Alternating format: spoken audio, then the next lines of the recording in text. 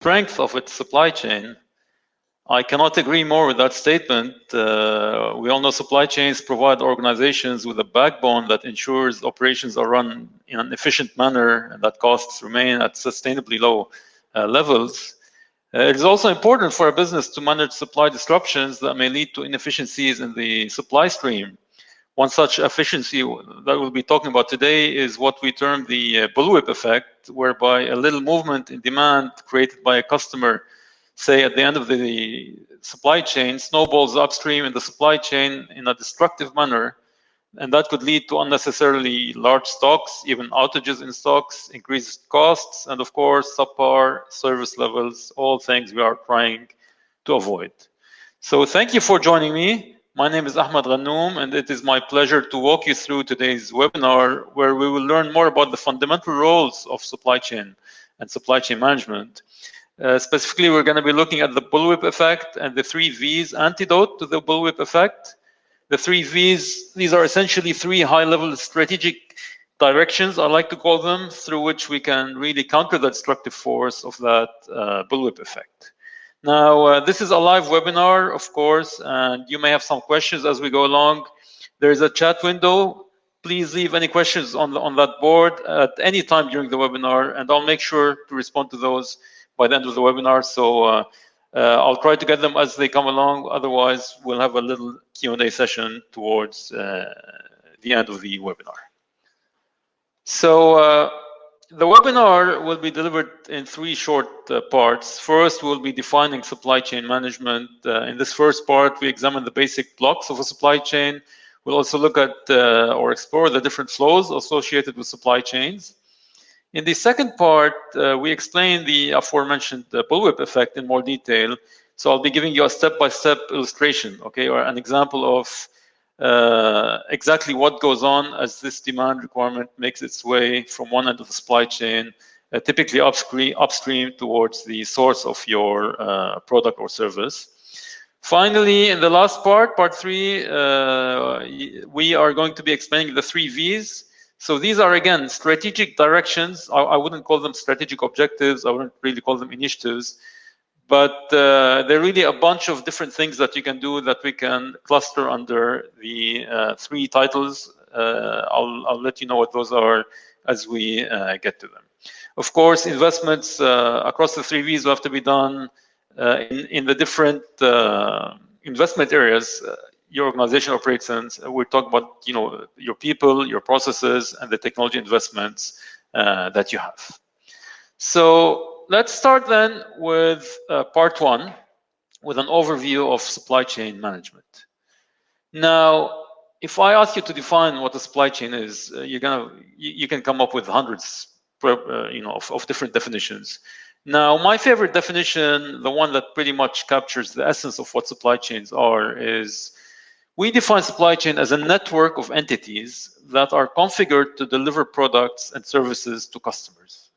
So if this were my company, let's say I produce a good or service, regardless of what industry you operate in, you are going to find that the supply chain network, okay, or some people call it an ecosystem or network or chain, it's going to consist of at least my company, along with one upstream supplier, which you see on the left of my company, and one downstream customer.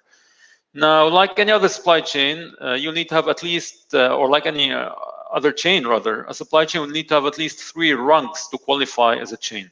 If you have just 2 or 1 rung, that's not a chain anymore. Obviously, in real life, a chain will never be as simple as the diagram I have in front of you.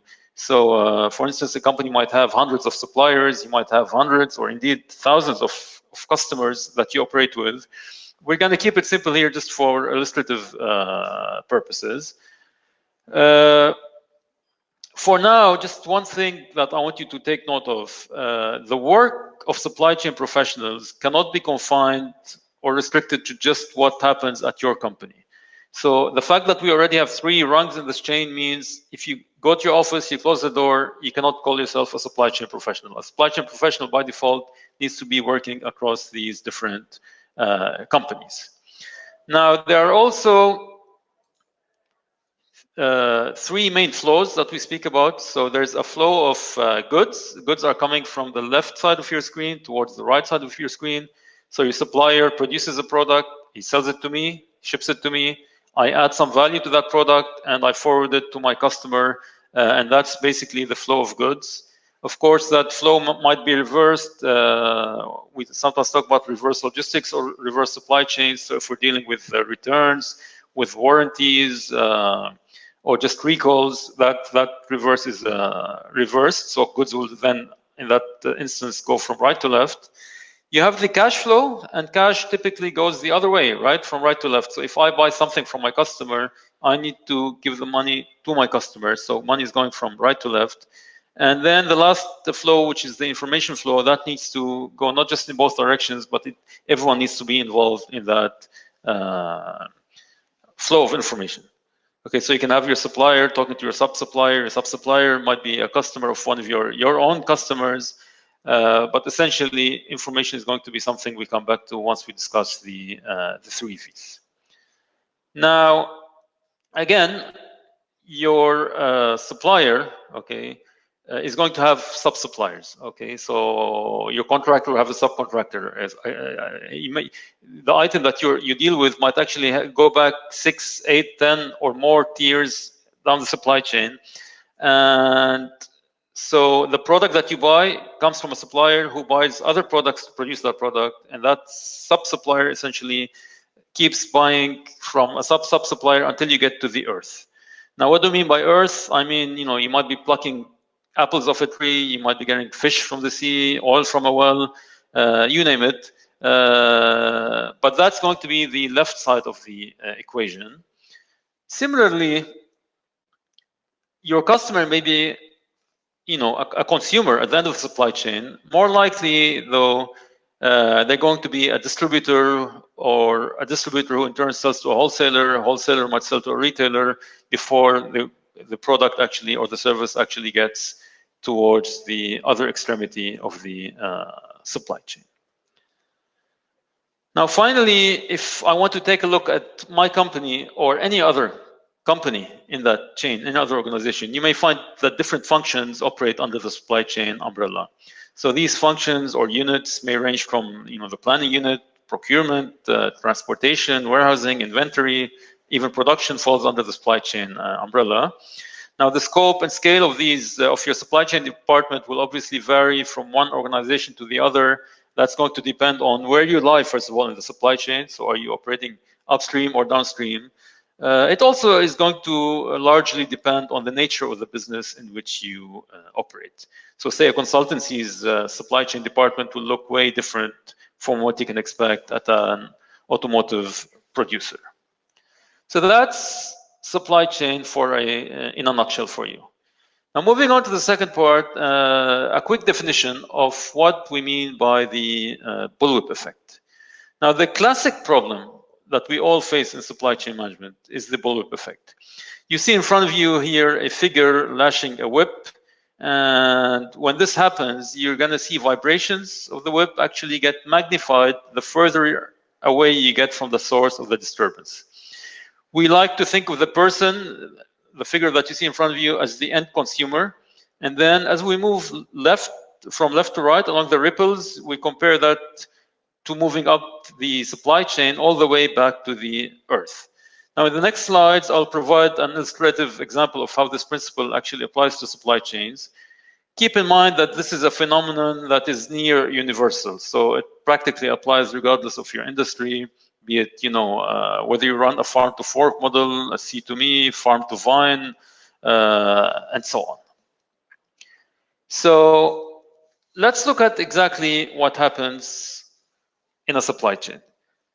Let's start with an example, okay, or let's take an example from the fashion industry. So we're operating from farm to fashion, and that starts when you go back to the earth. We're going to start with a simple product, which is cotton. Okay, cotton is planted in the fields, and that cotton is going to make its way up all the way down the supply chain until it gets to a storefront somewhere near you in some mall, perhaps in the form of a medium-sized purple polo shirt. Now, working from left to right, let's look at what happens across the supply chain. The farm is going to produce the cotton fiber that may be forwarded to, let's say, a cotton mill that weaves it into yarn. Now, the yarn is further pushed down the supply stream, perhaps to a textile workshop. This could be in the same country, across borders, doesn't really matter. But now we're transforming the cotton yarn into raw fabric. The fabric might be purchased by one of the brands. It could be any of the brands out there or just a private label. And over here, they're going to transform this fabric into a finished garment. So let's say the polo shirt. Now, let's assume we work at this company. So what managing our supply chain means, we are going to have to manage not just the textile workshops, but we have to go all the way back to the cotton mills and the farms. We also need to look at the other part of the equation, which is on the sales side. So that's obviously the sales and marketing department, but we need to be coordinating closely through the sales and operations plan to make sure that our product is getting to the customer when they need it, where they need it, and how they need it. Again, the distributor might have a wholesaler, the wholesaler might distribute to a retailer, and so on until someone buys the shirt and actually puts it on. Now, what happens when we look at what I like to call the demand chain, okay? So moving from right to left. Let's say you have a store or an outlet that sells in any given period of time. So let's say it could be a day or a week. We sell 100 polos that are medium in size and purple in color. Now, it would be wise to think about replenishing your stocks, because if you're selling 100 shirts this week, that chances are you're going to sell at least another 100 next week. So what you're going to do is you're going to go back to your wholesaler or your distributor, and you're going to order the 100 shirts. But you know what? Just in case, a lot of us, what we do is we actually order 10 or 15% extra stocks to hedge against changes in supply or demand. So what I mean by changes in supply is, say the shipment is late. So if the shipment is late, I'm going to be out of stock. So I might as well order a 15% buffer or safety stock. There could be changes in demand. So demand could continue to grow. And if I order 100 and suddenly demand is up to 120, I'm going to be losing out on opportunities to make money. So what I'm going to do is, just to be on the safe side, I'm going to order 115 shirts. Now, remember, this order went to the distributor, and the distributor is going to come to my company, and the distributor is going to add another 15% of their own to the order they already received, just in case, again, because remember, they'll be working with more than one outlet, and they're going to place an order of 130 shirts from my company. Now, this is good news, especially if I'm a sales person on commissions. I don't want to miss out on this upward trend, or what seems to be an upward trend in the supply. And I'm going to go to my suppliers of textiles or fabrics, and I'm going to order 150, which is, again, 15% on the 130, rounded up. This keeps going on, and what you're going to see here at the bottom of the screen, you see that the bullwhip, the ripples from the bullwhip are starting to take shape. And if I look at the size of this variation between 100 and 115, it's 15% that amounts to 15 shirts. Over here, the 15% is actually amounting to 20 shirts because of how the ripples are, they just look, they get exaggerated as we go up the supply chain. Again, next step is to go to the farm, and you're going to see here, so we're talking about 6 tiers. So just 6 transactions actually cause a variance of double or 100% increase in actual supply. So demand at the source, you can see that here, was 100. If you go all the way back to the farm, they're actually producing 200 shirts. Now, this is extremely bad news, because when you produce 200 at one end of the chain and you can only sell 100, you're left with an extra 100 that no one wants. What you're gonna end up doing is either discounting that heavily. A lot of it will go to the outlet malls. A lot of it will actually get destroyed, and that's going to add to the costs. So the additional costs incurred over here due to overstocks will be passed on down the supply chain, and you're going to end up with the person actually paying for the shirt paying a lot more than they should have in the first place. So that's what we mean by the bullwhip effect. Now, how do we deal with this problem? There are three things that we can do, what we refer to as the 3 V's. So the first V is what we call visibility. We're trying to increase visibility. The other two we'll get to in a second, but this one needs to be increased as well. The third V actually is something we need to be doing less of. But starting off with visibility. Visibility is another term for communication. So essentially what we're going to have to do is we're going to have to improve communication across the supply chain. If you go all the way back to the farm, the production that was forecasted, 200 units, okay, or enough cotton to support the production of 200 shirts, that's what we mean by 200 here. This information was based on information from the cotton mill, okay? Now, this is because if I stand over here at the farm, I have very limited visibility. If I look back or if I look down the supply chain, I can only see 1 tier down. Now, what happens if I can actually see a lot further than that? What if you give me access to what's happening over here? Okay, so I'm not saying we need to eliminate the cotton mill here. Rather, what we're saying is the lines of communication needs to spread across not just my suppliers or my direct customers, but rather further down the supply field. Perhaps we can increase, visibility so that I can see all the way across. That would really be ideal, because here, rather than building my forecast of 200 on the 175, I'm actually building it on the 100. Now, technologically, the technology is there. We can all do that. That is the simplest thing. You can have grant everyone access to a certain folder.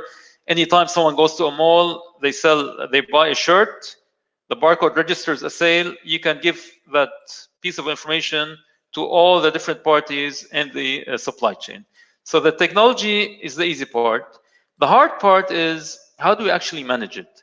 So in real life, you cannot expect the salesperson at the mall or the shopping mall to call the farm maybe a continent away and say, hey, I need you to plant 3 extra plantations of cotton because I just sold a shirt. It doesn't really work that way. Rather, what you need to do is you need someone in the supply chain, what we call the channel master, to actually lead this whole operation. So we look at the strongest link in the chain. The strongest link might be your company. If you're a brand, you're going to have all the control. So if I remove the actual brand name from the equation, the whole supply chain falls apart. Sometimes it is actually the source, okay? That is the strongest party. Sometimes it's actually the supermarkets that yield the highest power. So that really depends and varies from industry to industry. But essentially, you need one party to take the lead, to create partnerships and close relationships between all the different parties in the actual supply chain. And that is going to create an environment whereby people can share information, they can collaborate on the planning, they can collaborate on the forecasting, and they can collaborate on the replenishment to everyone's benefit. And that is really the source of just-in-time operations, or JIT. Now, the same principles works, the other way around. So as well, if I'm standing here at this part of the supply chain and I look up, do I know what's happening with my suppliers or my suppliers operation, or can I see even further than that? How far down can I see?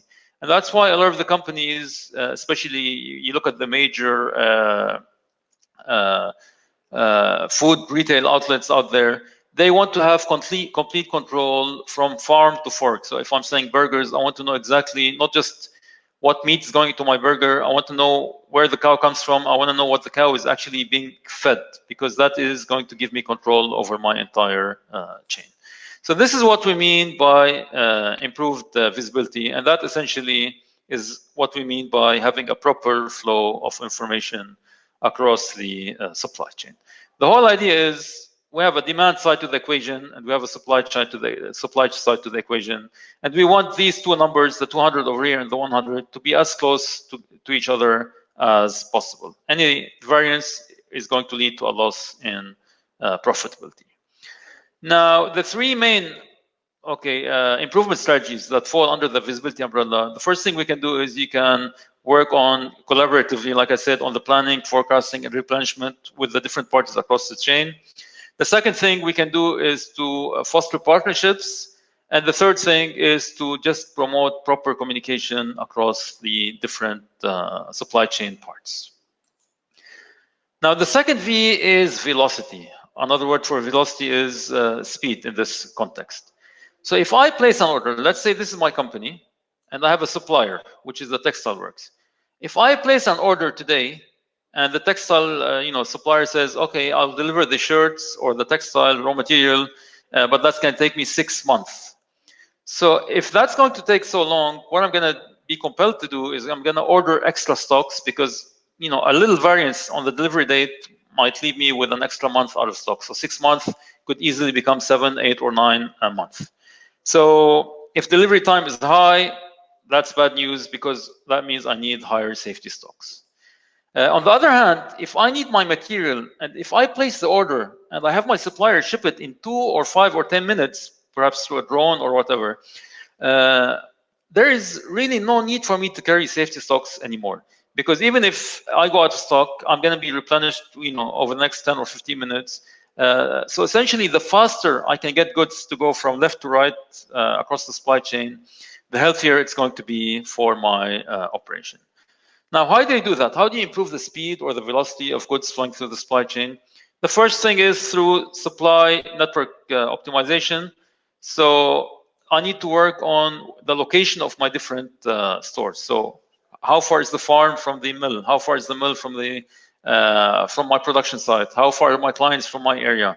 We can also optimize by focusing on ideal or faster means of transportation. Partnerships promote, of course, proper planning and collaborative planning, which is very much linked to the third point over here. If I can plan ahead, even some organizations plan 3, 5, 10 years ahead on new items to be released into the market. They communicate very early on the expected forecasts. If I can work on that, that means I wouldn't have to surprise my suppliers with last-minute emergency purchases, and I can have a relatively faster flow of goods across the supply field. Lastly, we talk about variability, and this is something we're actually trying to decrease and not increase. So here we're talking about reducing the number of items that we are working with. And this concept or this principle applies both at the source of the supply chain. So if I'm selling shirts, I could be producing cotton shirts, leather shirts, cashmere shirts, etc. The higher the number of raw material in my operation at the source, the more complex the supply chain becomes. Similarly, the principle applies at the other end, at the consumer end of the supply chain, with a product catalog. The larger my product catalog, again, the more complex things are going to be. So let's illustrate here with a quick example. Let's say we sell 10 different colors of polo shirts. And for the sake of the example, let's say I offer each of these shirts in 5 different sizes. So anything from extra large, large, medium, small to extra small. So if I'm going to stock 5 sizes of 10 different colors, that means I'm going to end up with 50 stock keeping units. So 50 types of items have to be kept in stock. Now, if I go back to my supply chain, this is what it's going to look like. At the store, I'm going to be working with 50 stock keeping units. The distributor who sells me the shirts will always also need to stock up on 50 different SKUs. And my company will be producing 50 because that's what I'm selling. You go back further in supply chain to the textile works, you might be ordering here 10 different types of cloth. Okay, so 10 different colors. Now, over here, things are getting simpler, because whereas I was working with 50 SKUs, now I'm just working with 10. Over here at the mill, I might be working with just one type of cotton or one type of thread and one type of cotton. What I'm trying to do is I want to keep this level of complexity as far down the supply chain as I can possibly go. Now, let's look at this example again. Let's stop here for a while. So I'm ordering one type of cotton, one type of thread, and I'm working with 10 types of textiles. One thing I can do here is actually work with one color. Okay, so your vanilla version, that could be a white or an off-white basic color. And to postpone essentially the dyeing or the coloring of my textile until further down the supply chain. If I can do that, that means I no longer need to carry 10 safety stocks or 10, I don't have to worry about 10 different warehousing operations, 10 different transportation operations, etc. I've reduced all that to one. And let's say instead of manufacturing now the 50 SKUs, 10 sizes and 5 sizes and 10 colors, let's say I stick to just 5 sizes, all in a vanilla version. So I'm not selling yellow t-shirts anymore, I'm just selling t-shirts. Now that already gives me more control and flexibility over my supply chain. Remember, we talked about reducing variability. So instead of 50, I'm down to 5. And this is, by the way, what a lot of the retailers do. They ship the 5 SKUs to a regional distributor. And then once they get the final order from the retailer, that is actually when they just buy the shirt and they may stick their logo and ship it out to the customer. This is what we call postponement. So I'm postponing the last part in the supply chain as far down the supply stream as possible in order to have more flexibility. So what happens here is, if I'm too focused on buying blue shirts, if suddenly people want more yellow shirts instead of blue shirts, I can just inform the distributor of that, and the coloration is going to be done over here. And rather than worry about 50 stocks here and overstocking the blue ones, understocking the yellow ones, I'm going to have a lot more flexibility to work with. The same concept applies to other products like pharmaceutical companies producing pills and then doing the last part, which is the packaging after they get the order. An order to China might have to be labeled in Chinese, an order to France in French, and so on. So this gives you more flexibility. So the different strategies that we look at here, or the top improvement strategies for variability, are essentially postponement, which I just mentioned. So postponing the last step in the supply chain as far down as you can. Standardize your raw material upstream at the source, and also simplify your product catalog downstream. So there you have it. That covers pretty much the basics of supply chain management, what it compromises, and what are the different flaws of supply chains. Covers the bullwhip effect. So what is the main challenge we face in supply chains? And of course, the 3 V's, which are increasing visibility, increasing velocity, and reducing variability. Now, thank you very much for being such a great crowd. Please visit our website if you're interested about learning more on our supply chain management courses. And I look forward to seeing you on our future webinars. We have 3 or 4 lined up that we will be shooting out emails to hopefully get more participation on those as well. Thank you very much.